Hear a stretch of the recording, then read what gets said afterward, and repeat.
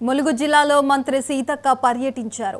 జిల్లా ప్రధాన ఆసుపత్రి సమావేశ మందిరంలో ఆరోగ్య శాఖ అధికారులతో సమీక్ష నిర్వహించిన మంత్రి వైద్యులపై రోగులకు నమ్మకం కల్పించాలని కోరారు. మెరుగైన వైద్య సేవలు అందించాలని, వైద్య సిబ్బంది నిత్యం అందుబాటులో ఉండాలని ఆదేశించారు.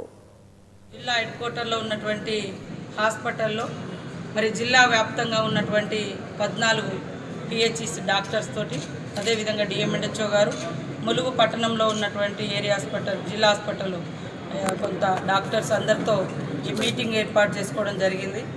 రాబోయే ఎండాకాలంను దృష్టిలో పెట్టుకొని ప్రజలకు ఎక్కడికక్కడ అవేర్నెస్ ఇస్తూ మరి వాళ్ళకు కావాల్సినటువంటి ట్రీట్మెంట్ను కూడా అందుబాటులో ఉంచాలని మరి డాక్టర్లందరినీ కోరడం జరిగింది.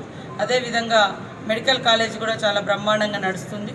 రాబోయే కాలంలో దానికి కూడా పూర్తి స్థాయిలో బిల్డింగ్ ఇన్ఫ్రాస్ట్రక్చర్ కూడా తీసుకొచ్చుకుంటాం.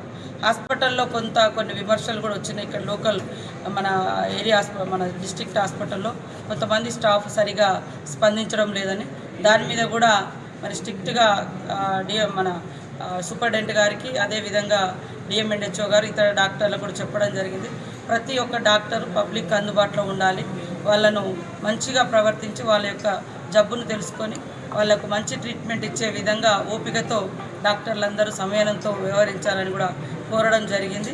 కాబట్టి ఇంకా జిల్లాలో ఇప్పుడు ఎండాకాలంలో మరి డిహైడ్రేషన్ కానీ, తర్వాత వడదెబ్బ తగలడము, లేదా ఉపాధి హామీ పనులకు పోతున్నారు, అక్కడ కూడా ఇబ్బందికరమైన పరిస్థితులు ఉంటాయి. కాబట్టి అక్కడంతా కూడా టెంటు, మంచినీళ్ళు, అదేవిధంగా మెడికల్ కిట్స్ ఇవన్నీ కూడా ఏర్పాటు చేస్తాం.